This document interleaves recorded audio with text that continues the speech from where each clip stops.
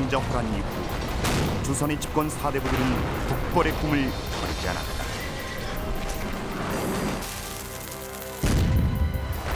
그들의 자존심은 오랑캐 여진족의 청나라를 인정할 수 없었다.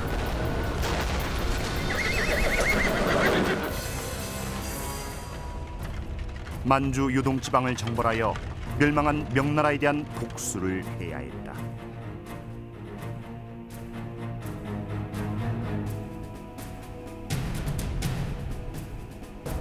오랑캐 청나라를 무력으로 정신적으로 극복하려는 북벌 의지가 이후 조선의 진로를 결정한다.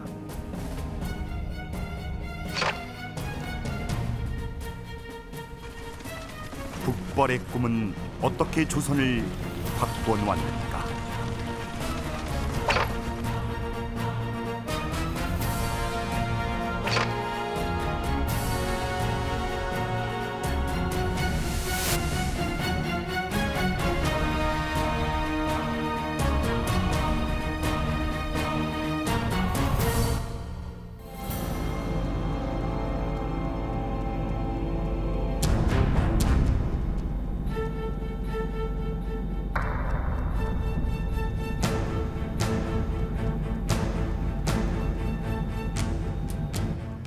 남한산성. 우리 역사에서 가장 뼈아픈 치욕이 서려 있는 곳입니다. 370여 년 전 겨울, 조선의 왕 인조는 물밀듯이 조선을 침범해오는 청나라 군대에 쫓겨서 신하들과 함께 이곳으로 피신을 했습니다.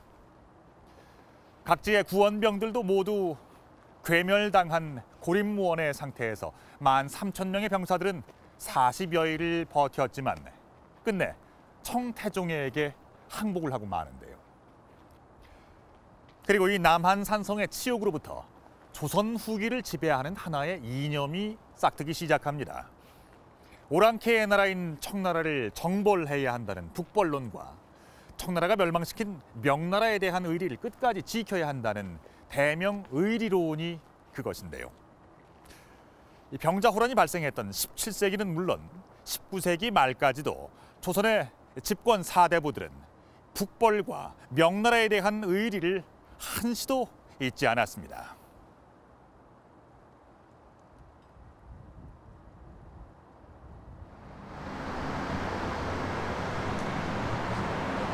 남한산성이 자리한 경기도 성남시 문화재단은 최근 산성과 병자호란을 소재로 뮤지컬을 기획 제작했다.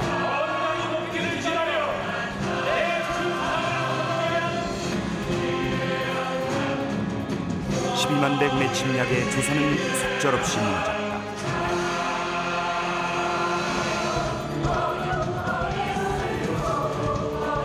외교적인 노력으로 막을 수 있는 침략이었지만 집권층은 척화파와 주화파로 분열돼 있었고 대비책도 없었다.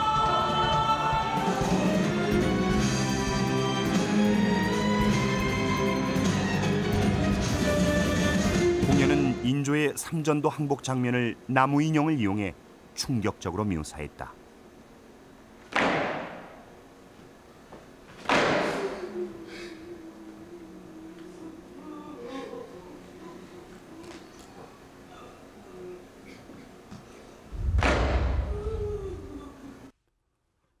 떠오르는 강국 청나라의 존재는 이후 조선의 역사를 외골수로 몰아넣는다.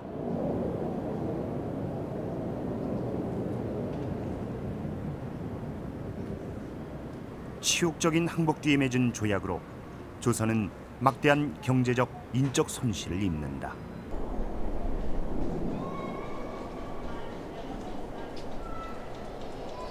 적어도 30에서 50만 명의 조선인이 청으로 끌려갔다.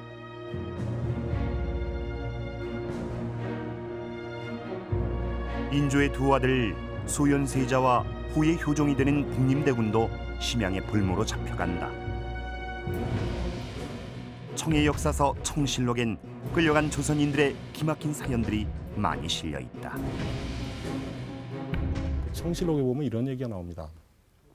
자기 남편이 조선 원정에서 한 3개월 만에 돌아왔는데 돌아오면서 얼굴이 반반한 조선 여자 2~3명을 첩으로 데리고 오니까 이 청군 본처들 중에는 이 질투심으로 몸을 떠는 여자들이 나타나게 됩니다. 그래서 그 사람들은 이 자기 남편의 마음을 이 조선 출신의 첩으로부터 돌리기 위해서 이 조선 여자들의 얼굴에 뭐 뜨거운 물을 끼얹기도 하는 이런 참혹한 일들이 벌어졌던 것이고, 또 이 포로로 끌려갔던 사람들의 그 속환되는 과정, 이 돌아오는 과정에서의 그 심각한 문제들이 사실상 그 조선 사회에 엄청난 그 파장 그리고 정치적 부담감을 안길 수밖에 없었던 것이죠.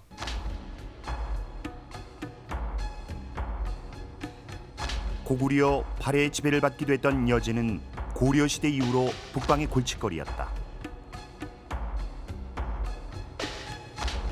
야만인, 오랑캐라고 여겨오던 여진족의 청나라에 굴욕을 당한 것이라 조선인들의 충격은 더욱 컸다. 태조 누르하치는 뛰어난 지도력으로 부족 단위로 흩어졌던 여진족을 통합해 청의 전신인 부금을 건국합니다. 점차 세력을 키운 청나라는 결국 조선이 섬겨오던 명나라를 몰아내고 1644년 중원을 차지한다.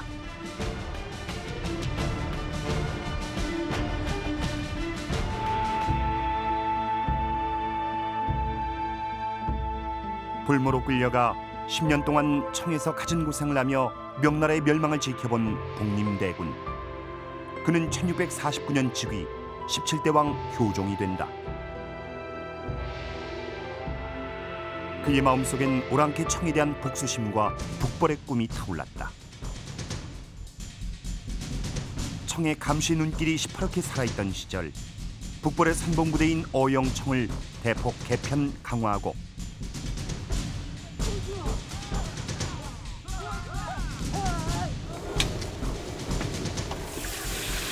또 비밀리에 다양한 병기 제조와 무기의 개량을 명했다.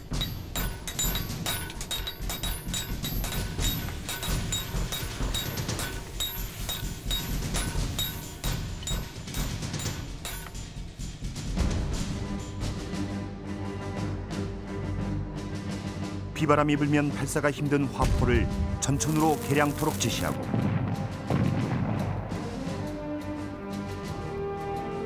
배가 난파돼 조선으로 표류해온 네덜란드인 하멜 일행에게 최신식 조총도 만들게 했다.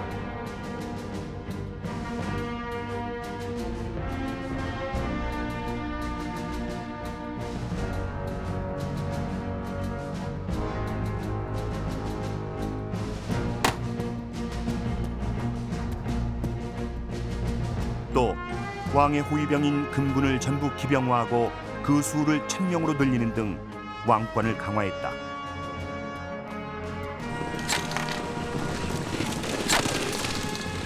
아울러 직접 무사들의 무예 연마를 독려하고 말을 타고 달리면서 활을 쏘는 기사법을 익히게 했다.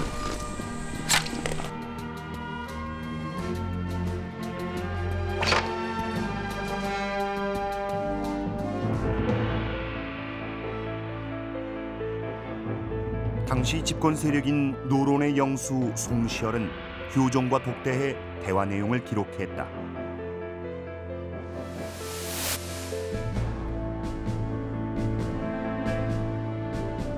(1659년) 효종은 사관과 승지를 내보내고 이조판서 송시열에게 자신의 북벌 계획을 자세히 말한다.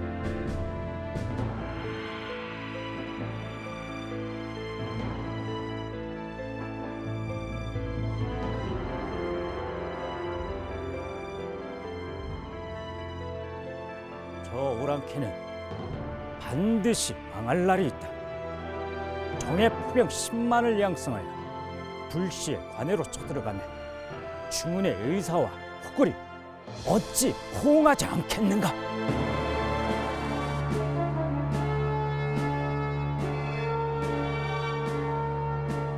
효종은 자신에게 주어진 시간이 10년뿐이고 그 10년 안에 북벌을 이뤄야 한다고 힘주어 강조했다.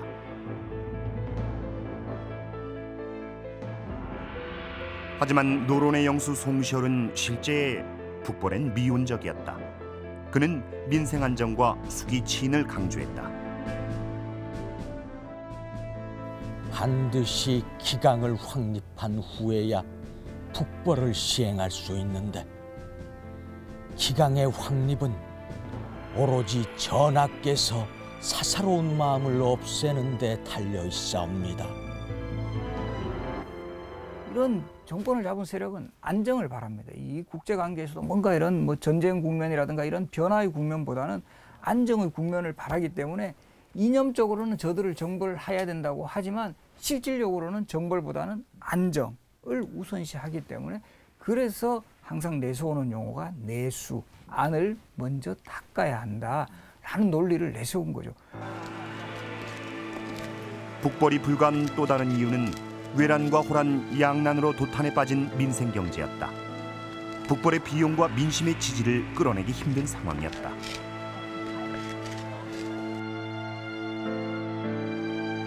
청나라의 감시도 북벌 준비에 제약이 됐다. 청은 여러 차례 감시단을 보내 성벽 수축, 군비 증강 여부를 조사했다.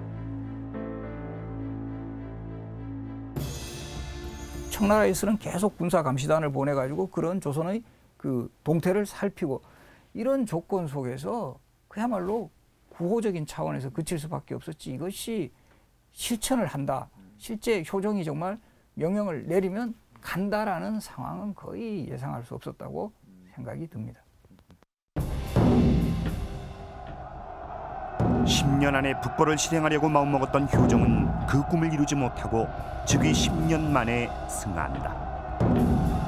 집권 노론 세력의 지지를 받지 못했지만 그의 북벌 계획은 훗날에 불씨를 남긴다.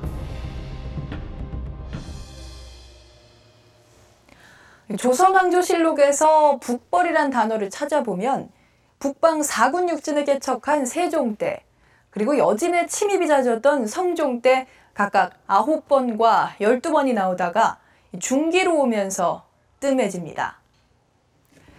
병자호란 이후 청나라의 감시가 심해지면서 조정에서는 북벌이란 말을 함부로 사용하지 못하게 됐는데요. 국왕인 효종도 청나라 첩자들의 눈을 피해 비밀리에 북벌을 준비했을 정도였으니까요. 그러다가 효종과 현종 이후 왕위에 오른 숙종 때 북벌이란 말이 9번이나 나오게 됐는데 과연 그 이유는 무엇일까요?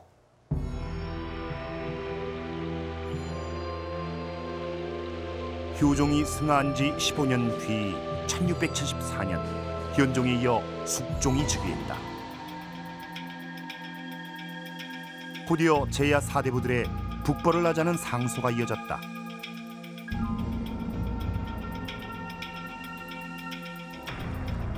조정의 대신 중에도 북벌을 주장하는 이가 나왔다.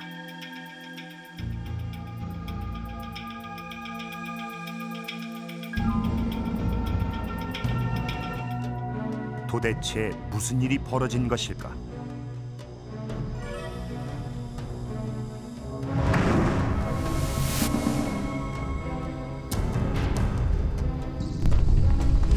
사대부들이 북벌을 적극적으로 상소한 것은 청나라를 둘러싼 대외 정세에 큰 변화가 있었기 때문.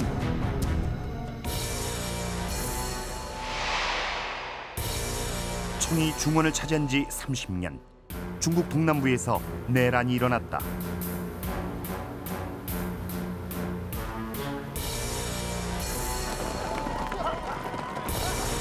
청나라 건국에 공을 세우고 영지를 받아 다스리던 명나라 출신 장군들이 난을 일으킨 것이다.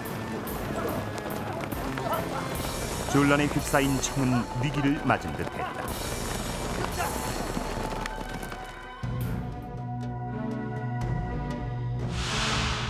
북벌론자들은 청의 군사력이 남부의 내란 진압에 투입됐을 때 그 허점을 노려 요동지방을 정벌하자고 주장했다. 그 당시에 국외적으로 오상계의 반란이 일어나가지고 좀 청나라가 이쪽 그 오상계의 반란 진압에 신경을 씁니다. 그러니까 이 만주 지역이 공백으로 남아 있다라는 그런 현실적으로 유리한 여건도 작용을 했고,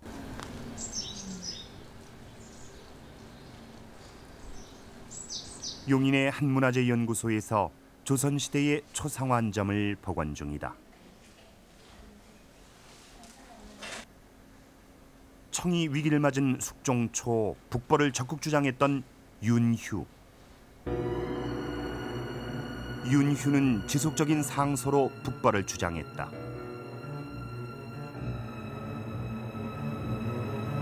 그에게 북벌은 평생의 신념이었다.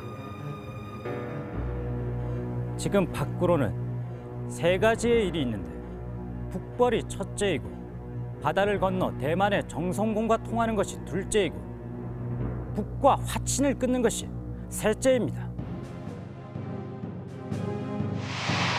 윤휴는 명왕조의 복원을 외치며 대만을 점령한 정성공 일가와 연합해 청에 대항하자고 제안했다. 효종의 북벌은 송실에 의해서 전주론적 북벌로, 다시 말해서 정신적인 어떤 북벌로 이렇게 대치돼 가지고 어떻게 보면 무력화됐다 이렇게 말할 수 있는데, 다시 17세기 후반에 남인계열의 윤휴가 효종의 북벌 정신을 다시 계승해서 적극적으로 북벌 대책을 제시했습니다.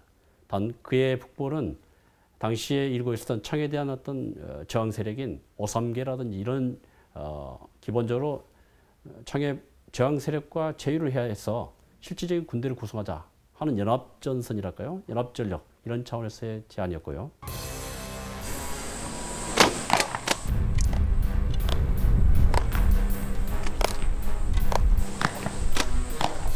윤휴는 북벌의 성공에 상당히 낙관적이었다.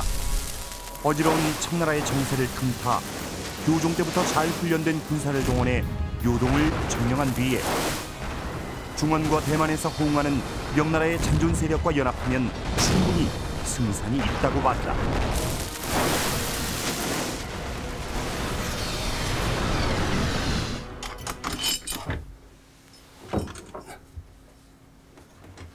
윤휴는 전체적으로는 남인이고 학문적으로는 교조적인 성리학에 매몰되지 않고 주자를 비판한 인물이었다.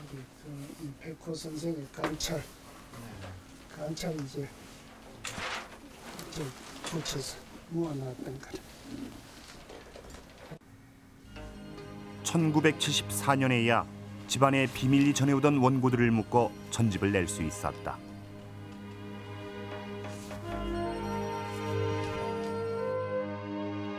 그는 기술과 무기 제작에도 관심이 많아 북벌과 관련한 다양한 의견을 내놓았다.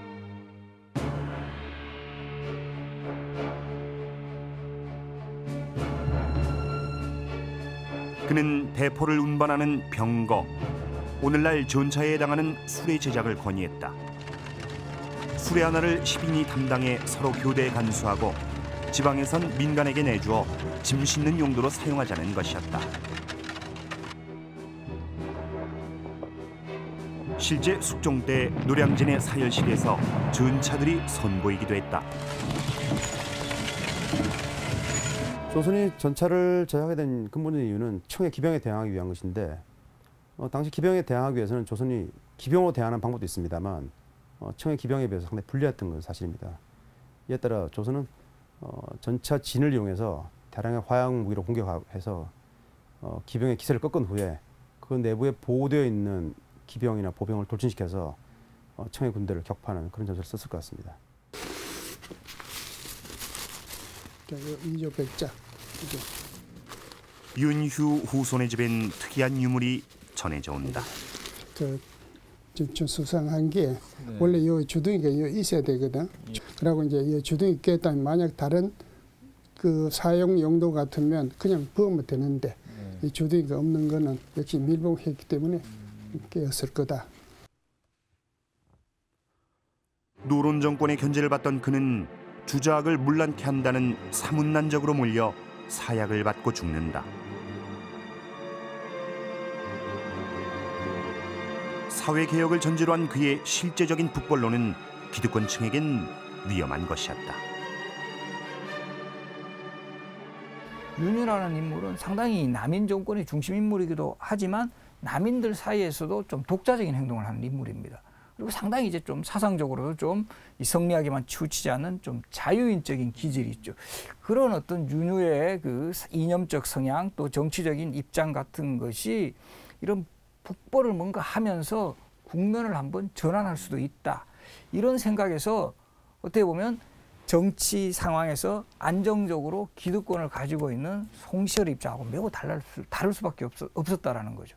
그러니까 송시열은 내수를 강조하면서 그대로 그 상황을 유지하려고 했던 반면에 윤유는 북벌을 정말 한번 하면서 이런 정치적 틀도 바꾸고 그 당시에 이 조선 사회의 어떤 변화 같은 거 이런 것도 꾀하지 않았나.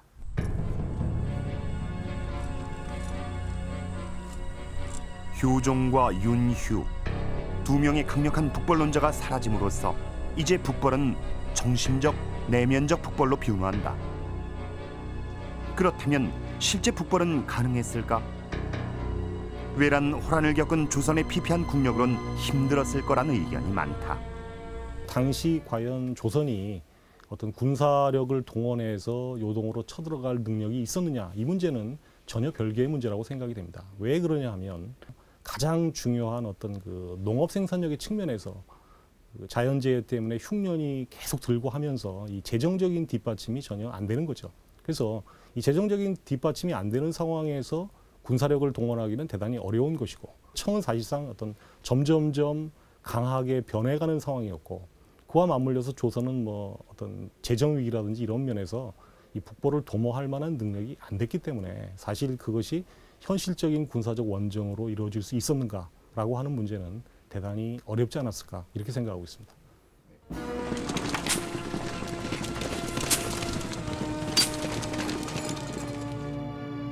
청나라는 1680년 내란을 진압한 이후 점점 더 강성해졌다. 북벌은 불가능한 데다 위험한 일이었다. 효종 이후 조선의 왕과 집권층은 청나라를 정신적으로 극복할 새로운 이념의 틀을 짜기 시작한다. 북벌은 군비 증강 이전에 먼저 민생 안정체계 시행이라든지 재정의 확충과 같은 현실의 개혁이 이루어졌을 때 가능한 것이었습니다. 청나라가 안정을 찾고 전성기로 접어들면서 북벌론의 현실성은 점차 사라졌고, 조선의 지배층은 이제 청나라를 정신적, 문화적으로 극복해내고 멸망한 명나라에 대한 의리를 지키자는 대명의리론으로 무장을 합니다. 임진왜란 당시 명예원군이 나라를 다시 살려냈다는 제조지은에서 출발한 대명의리론. 그런데 어떻게 그것이 조선 후기를 지배한 유일한 이념이 될 수 있었던 걸까요?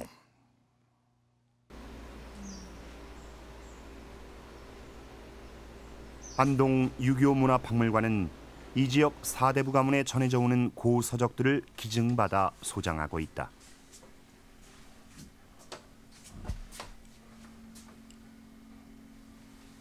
그 중에서도 특이한 책 한 권이 따로 소중히 보관돼 있다.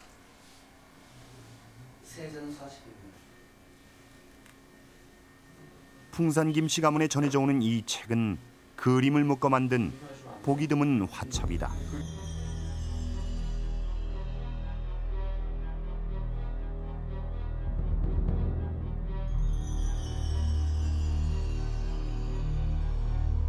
몇 잔 걸쳤는지 불쾌하게 취한 사대부들이 연못에서 벌거벗고 노는 기녀들을 쳐다본다. 책에 실린 그림은 사대부들의 꾸밈없는 모습을 자연스럽게 전하고 있다.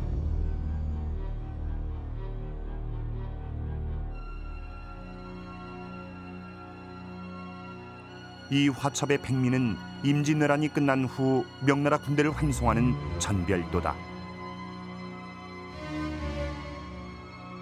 장면별로 4폭이나 되는 그림을 보면 조선 조정이 얼마나 성대하게 명군을 전별했는지 알 수 있다. 당시 파병됐던 명군사들의 모습도 자세히 묘사했다. 포르투갈 용병으로 참전한 흑인 병사들을 바다 귀신 해귀로, 위장복을 입은 병사들을 원병, 즉 원숭이 병사라 표시했다.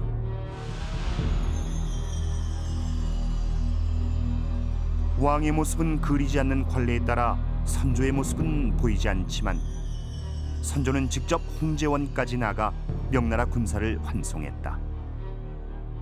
영남 지방뿐만 아니고 전국적으로 명이 조선을 구원했다고 하는 그런 의식들은 그 당시에 상당히 팽배하게 있었고, 특히 병자호란으로 조선이 청나라에 굴복하고 난 다음 청에 대한 적개심과 어울려서 그 직후에 다시 명이 망하죠. 그 때문에 대명 복수론, 이것은 그 당시 일대를 풍미했던 그런 사조이기도 합니다.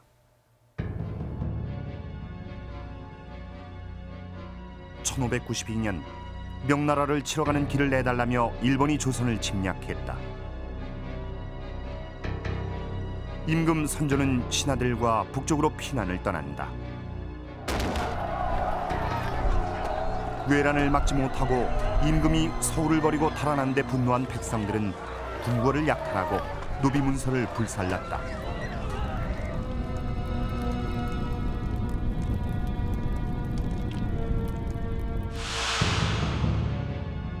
일본의 다음 목표가 명나라임이 명확했기에 명의 황제 신종도 조선을 도울 수밖에 없는 상황이었다.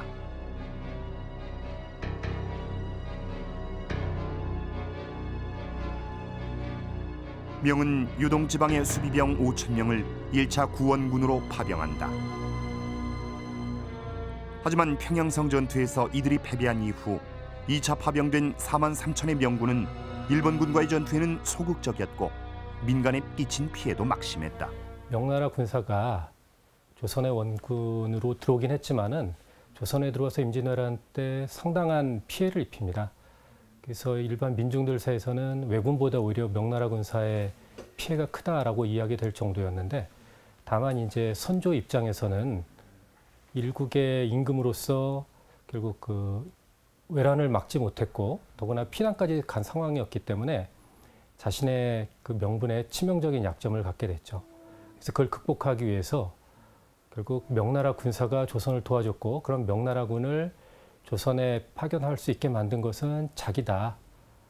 그래서 결국 그것을 통해서 자기의 약점을 극복하려고 했고, 그런 것들이 제주 지은의 강조로 나타난 것이죠. 이순신의 수군과 전국적인 의병 활동이 사실상 조선을 구했음에도 선조는 제조지은, 즉 나라를 다시 살려준 명의 은혜를 강조하기 시작한다.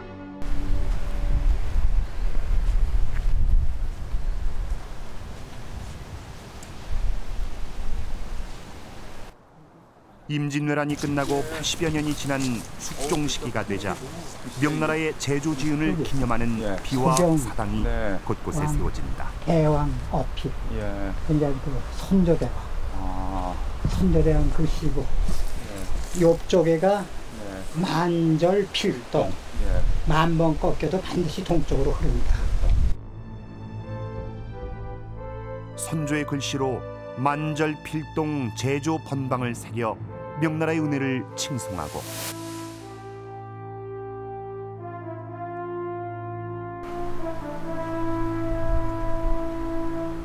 명나라 마지막 황제 의종의 글씨 사무사에는 원군 파병이 조선과의 의리 때문이었음을 강조했다.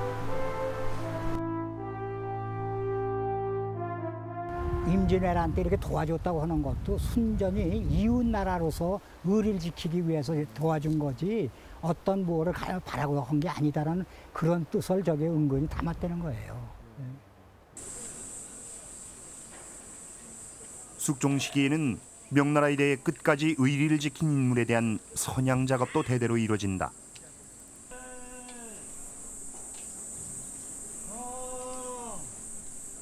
강원도 철원, 충무공 시호를 받은 한 장군의 사당에선 해마다 음력 8월 제사가 있다.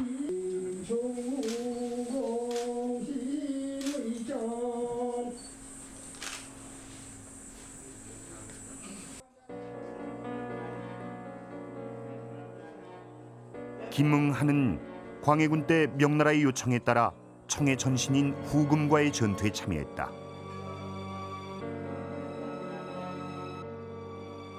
그는 버드나무 아래에서 화살이 여러 발 몸에 박힐 때까지 싸우다가 장렬히 전사했다고 한다.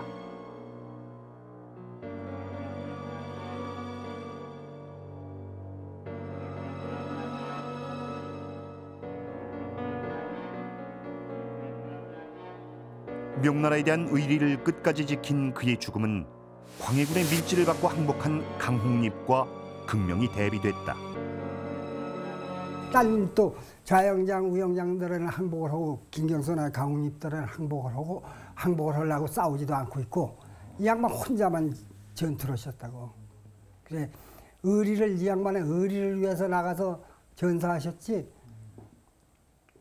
그 나라에서는 싸우지 말라는 걸 가서 싸우셨다고.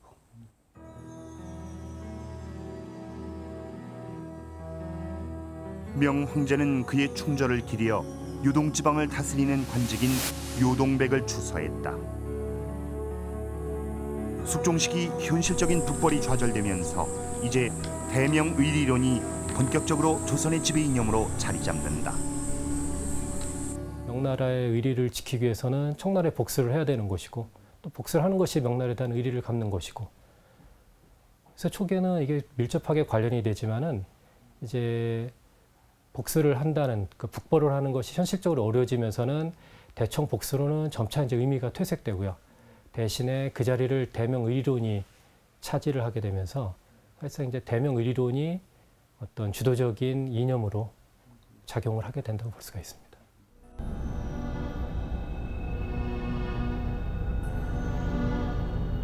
명이 망한 지 60년이 되는 1704년 숙종 30년. 대명의리론의 정점을 상징하는 한 건물이 창덕궁에 세워졌다. 명나라 황제 신종, 그가 구원군을 파병해준 은혜를 추모하는 대보단. 매년 2월 국왕이 직접 제사를 지냈고 이 제도는 19세기 말까지 계속됐다.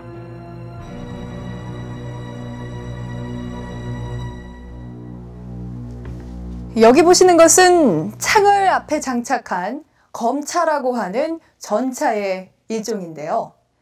조선 후기 북벌을 꿈꿨던 한 무관이 청나라의 기병을 효과적으로 격파하기 위해 고안한 겁니다. 이렇게 청나라를 무찌르겠다는 의지는 오랑캐, 이민족에 대한 뿌리 깊은 차별의식과 또 중화에 대한 자부심에서 비롯됐습니다.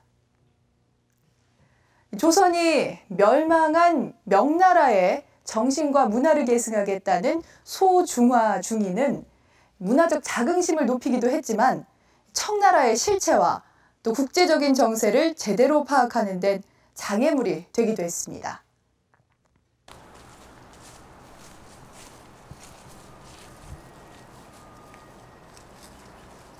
충북 괴산엔 조선 중기학자 박세무가 지은 동몽선습이란 책을 비로 만든 기념물이 세워져 있다.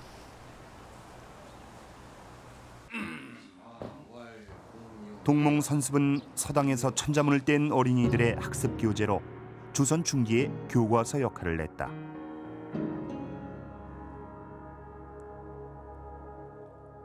유교의 기본 윤리인 삼강오륜과 명나라까지의 중국 역사, 우리 역사가 짧고 쉽게 서술돼 있다.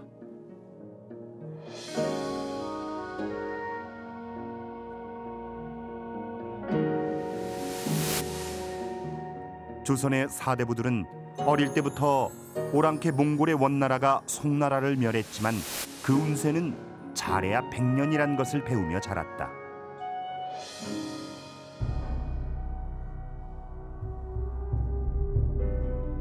(1740년경) 청이 중원을 차지한 후 100년이 다가오는 시점에 조선의 집권층은 청이 망할지도 모른다는 희망과 두려움을 동시에 가지고 있었다. 접대 사신의 말을 들으니 오랑캐 황제가 그 태우와 함께 몽고 땅을 지나 심양에 올 것이라 하였다. 오랑캐 100년의 운수가 이미 다 지나갔고 지금 황제의 됨됨이가 그 전만 못한 데다 이제 멀리 산해관 밖으로 온다 하니 심히 염려스럽다. 호운불백년이라는 5글자는 문자 그대로 해석을 하면 오랑캐의 운세는 100년을 못 간다는 거 아닙니까? 그러니까 현실적으로 뭐 몽골족이 세운 원나라도 원이라는 국호를 가지고는 100년을 못 갔죠. 그래서 그런 면에서 놓고 보면 호운불백년이 실현된다라고 하는 것은 이 병자호란 이후에 조선 사대부들에게는 굉장히 가슴 벅찬 기대의 사항이라고 할 수 있습니다.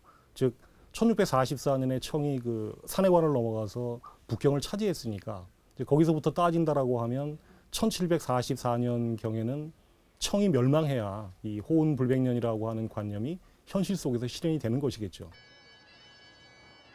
하지만 조선의 바람과는 달리 당시 청은 중국 역사상 최대 영토를 개척하고 문화를 집대성하면서 270년 동안 이어갔다.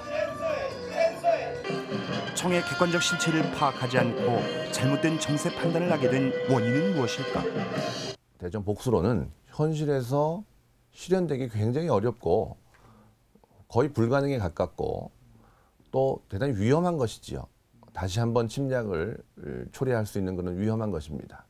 그러나 체제를 유지하기 위해서 이러한 명분은 대단히 중요합니다. 따라서 이 현실을 몰랐다기보다는 이것을 강조하지 않고서는 체제를 유지하기 어려운 이러한 현실, 그것이 끊임없이 이 오랑캐 운세에는 100년을 못 간다라고 하는 논리를 강조할 수밖에 없는 그러한 그 배경이 되지 않았나 이렇게. 조선 후기 사회엔 청나라와 관련된 또 다른 설이 퍼져 있었다.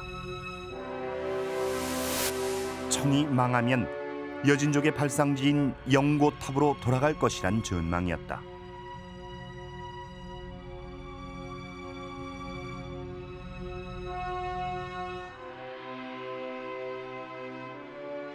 몇 해 안가 중국이 크게 어지러워질 것이라고 한다. 만약 저들 오랑캐가 쫓긴다면 반드시 영고탑으로 돌아갈 것인데 영고탑으로 돌아가고 나면 함관 이북은 우리의 소유가 아니니 이 어찌 크게 근심하지 않을 수 있겠는가.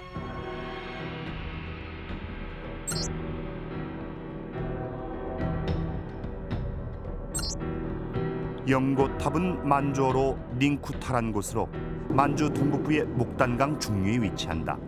지금은 중국 흑룡강성의 영안 지역을 말한다. 청나라 황족의 먼 친척 6가문이 살면서 통치했던 곳으로 당시 조선인 여진족의 발상지로 알려져 있었다.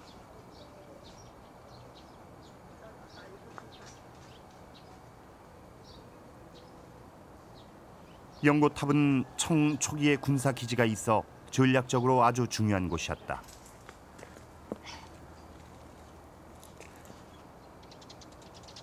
하지만 엄밀히 말해 여진족의 발상지는 아니었다. 军政中心清朝政府以宁古塔为基地，多次派兵自黑龙江、松花江一带。 조선 집권층은 청이 망하면 영고탑으로 회귀할 것이고 그 도중에 조선의 북방 영토를 거치면서 피해를 줄 것이라는 잘못된 예측을 했다.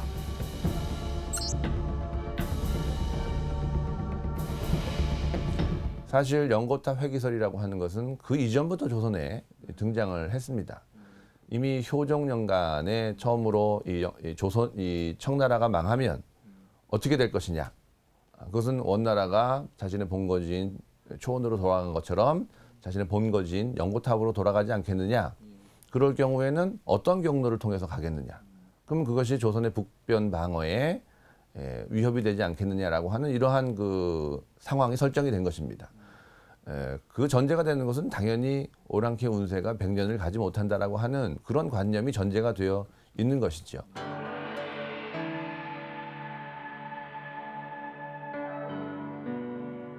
영고탑 회귀설은 역설적으로 조선 사대부들의 북벌 의지를 다시 일깨우는 계기가 됐다.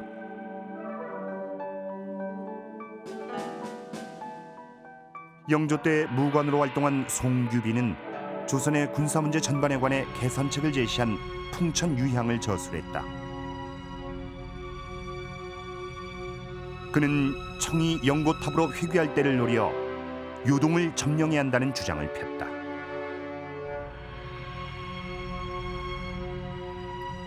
청 기병에 위협을 가할 수 있는 검찰을 고안하기도 했다. 송규빈은 병자호란 때 패배한 원인을 청군의 기마부대를 제대로 막지 못한 데서 찾았고, 날카로운 창을 전면에 여러 개 배치해 말을 놀라게 하면 승산이 있다고 봤다.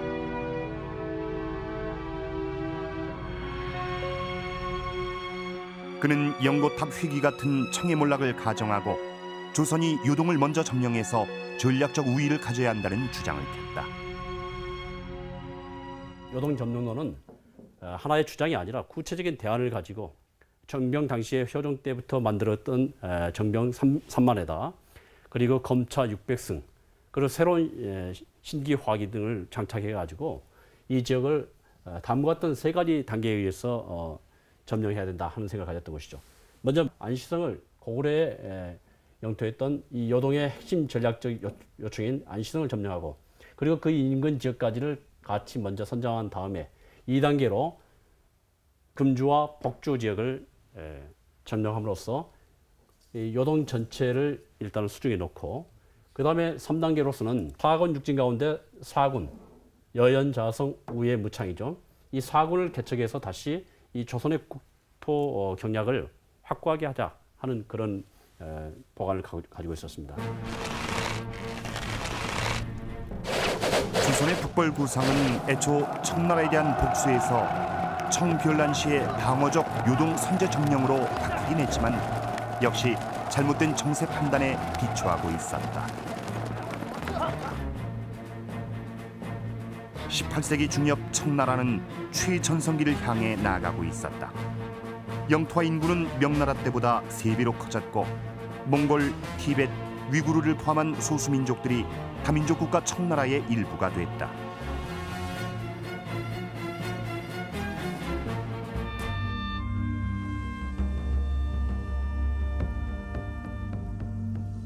오늘날 중국의 영토와 다민족 국가 체제는 사실상 청나라 때의 것을 그대로 계승한 것이다.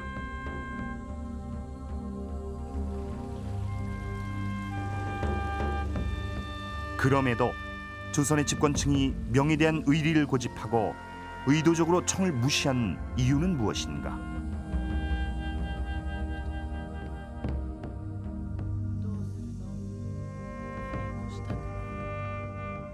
명나라에 대한 의리를 강조하고 청나라에 대해서 복수를 해야 된다라고 하는 생각이 당시의 조선이라고 하는 정권을 유지하는 가장 중요한 기반이었다라고 생각을 합니다. 그렇기 때문에 그러한 관념을 바꾼다라고 하는 것은 정권의 정통성, 존재 이유를 포기하는 것과 마찬가지다. 그렇기 때문에 현실이 바뀌어서 청나라의 지배가 안정이 되고 청나라가 아주 성세를 향해서 형세를 구가하고 있는 현실을 보면서도 그러나 내부적으로, 내면에서는 끊임없이 그런 의리론을 강조할 수밖에 없었다. 그렇게 보는 것이죠. 외란과 호란을 초래했던 조선의 집권층은 철저한 자기 반성도 없이 청에 대한 복수, 명에 대한 의리 등을 내세워가며 그 책임을 회피했습니다. 이처럼 내면적인 북벌론이나 대명 의리론과 같은 과도한 명분론이 득세를 하면서 이들과 다른 사상이나 정치적인 견해는 설 자리가 없게 됐습니다. 비판적인 학자들은 사문난적으로 몰려서 죽임을 당하거나 유배를 가야 했고 민생과 실용을 추구했던 실학자들의 정책 또한 제대로 빛을 보지 못하고 묻혀버리고 말았습니다. 대체 이처럼 경직된 이념이 어떻게 조선이 멸망하기까지 거의 300년간이나 지속될 수가 있었던 걸까요?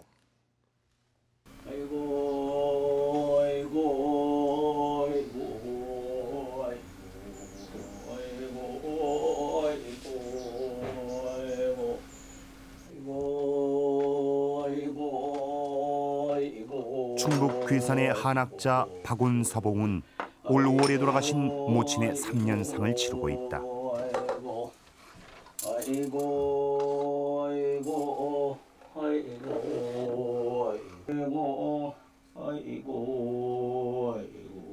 아침 저녁으로 진지상을 차려 어머니 영정 앞에 바치고 곡을 한다. 벌써 6개월째, 횟수로 3년을 채울 생각이다. 화공은 묘 옆에 움막을 짓고 사는 심요살이 대신 매일 새벽 문안을 올린다.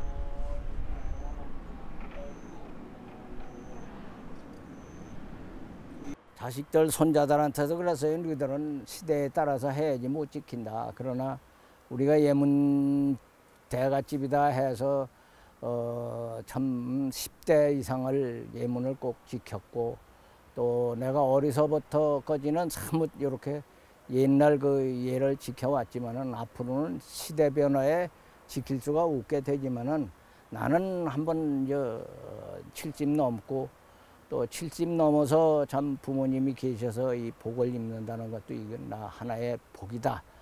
그러니까로 참 끝까지 좀 지켜보려고 이렇게 하고 있습니다. 성략을 집대성한 송나라 주자가 지은 가례는 조선 사대부가의 삶과 생활을 규정했다. 조선 후기엔 성략 이념이 더욱 교조적이 되고 명분론이 강해지면서 주자 가례는 사회 깊이 뿌리내린다.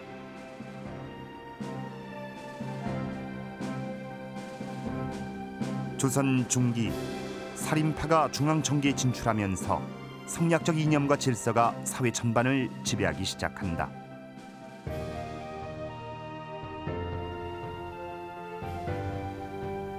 과거와 천거를 통해 대거 등용된 살인들은 마음의 수양과 도에 의한 도학 정치, 의리에 의한 정치를 강조했다.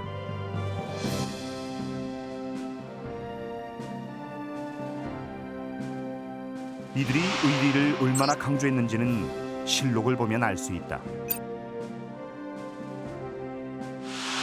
조정의 논의는 의리를 중심으로 이루어졌고 살인들은 의리를 모든 사회관계로 확대시켰다.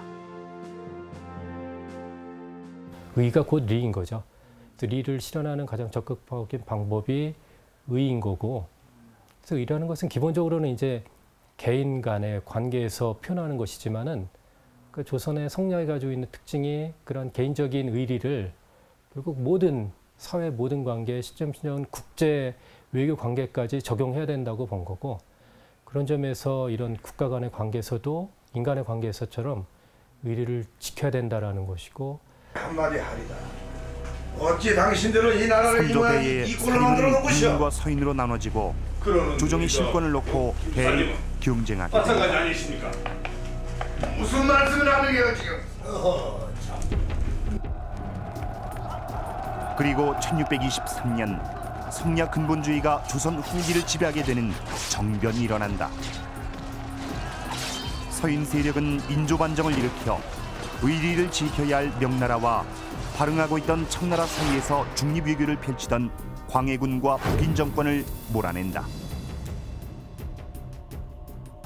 인조반정은 기존의 정권인 북인 정권을 이 서인 정권이 무너뜨렸다라는 그런 의미 이외에도 기존의 이 성리학적 이외에 조금은 다양한 사상이 공존하던 이런 시대에서 바로 인조반정이 일어나면서 완전히 성리학 중심주의, 그것은 국내뿐만이 아니라 대외적으로도 바로 이 친명 배금 정책에서도 표방되듯이 아주 그 성리학의 이념, 의리론을 바로 이 국내 또는 국제관계까지 적용해야 된다라는 이런 강한 이념 성향이 나타난다라는 점에서 인조반정을 조선 전기와 조선 후기로 나누는 그런 구분점, 특히 사상적인 측면에서는 바로 이 사건이다, 이렇게 지목을 할 수 있습니다. 외교 정책이 대청 강경책으로 바뀌자 청은 두 번에 걸쳐 조선을 침략하고 민생은 도탄에 빠진다.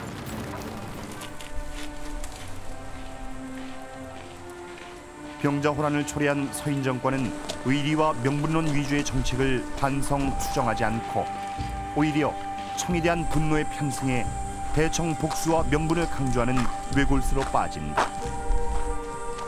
실제적인 민생 구제 이런 게 아니죠. 광해군 때 행해졌던 여러 가지 뭐 의료 사업, 토지 재정비 사업 뭐 이런 것들이 아니고 또다시 그 도덕적인 수양론 이겁니다. 사람들에게 예법을 가르쳐야 전란 후에 이 부박한 풍조가 바뀔 수 있다고 하는, 어찌 보면 그야말로 이 시대와 동떨어진 그런 수습책을 내놓는 정도의 아주 좀 무책임하다고 할 수 있겠죠. 절망하는 민심을 위로하고 피폐한 민생을 돌보는 대신 집권층은 관념적인 자기 방어와 무장에 골몰했던 것이다. 결국에는 그러한 정권을 이끌어갈 수 있는 유일한 힘은 뭐냐? 이것은 사상탄압. 결국에는 이게 가장 큰 힘이 아니겠습니까? 그러니까 그 사상탄압이 들어가게 되는 것이고, 그러면서 그 성리학이 더욱 교조화되는 것이고, 그러면서 이제 그 사문난적 논쟁이 그 뒤에 이제 나오는 것이고, 자유롭게 그 경전을 해석하려면 이건 사문난적이다 해서 윤유 같은 경우는 죽지 않아요. 그래서 박사당도 마찬가지로 정약용도 결국엔 그 사문난적 논쟁에 휩쓸려서 그 18년의 유배를 가고. 살인파가 정계에 진출한 16세기 말경, 심경이란 책이 조선에 들어온다. 심경은 유교 경전과 성리학 저술 중에서 심성수양에 관한 격언을 모아 편집한 책.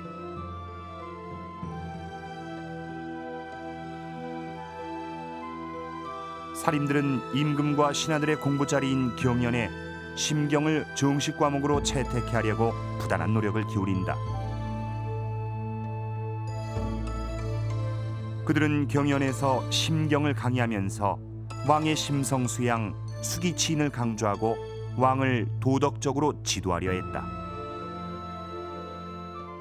살인파가 들어온 이후에는 이것들이 전혀 배제된 채 완전히 성리학 일변도에, 그래서 더욱더 그 심을 강조하게 되고, 왜냐하면 임금의 마음이 바르지 못하면 정치가 제대로 전개될 수 없는 것이기 때문에 이 임금의 마음을 과연 누가 바로잡아 줄 것이냐. 그건 바로 성리학을 수양한 자신들의 임무라고 봤던 것이죠. 그렇기 때문에 16세기를 기점으로 해서 이 살인파가 정권을 잡고 난 다음에는 그 성리학에서 이야기하는 그 심의 수양의 문제가 더욱더 그 강하게 이제 경화됐다, 이렇게 보시면 됩니다. 마음 수양 의리의 강조는 변화하는 국제 질서에 눈을 감게 하고 명나라에 대한 사대와 명분론적 의리를 강조하는 방향으로 흘러갔다.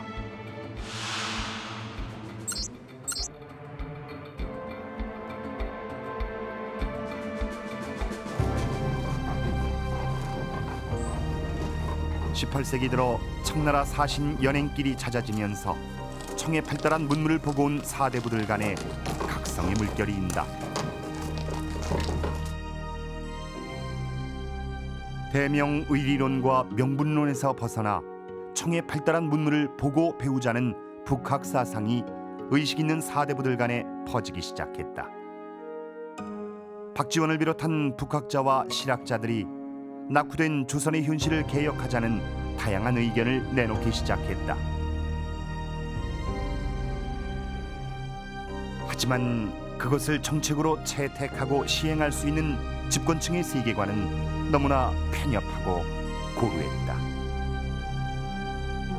우리가 조선의 역사를 쭉 보면 특히 17, 18세기의 그 영조, 정조 시대를 보면은 조선의 르네상스를 얘기를 하고 아주 중흥의 시대로 이렇게 묘사가 되고 있습니다만은 그 동시기에 중국이나 일본의 상황과 이렇게 수평적으로 비교를 해 놓고 보면 중국이나 일본에 비해서 조선의 상황은 대단히 그 낙후돼 있고 열악한 이런 그 상황이었거든요.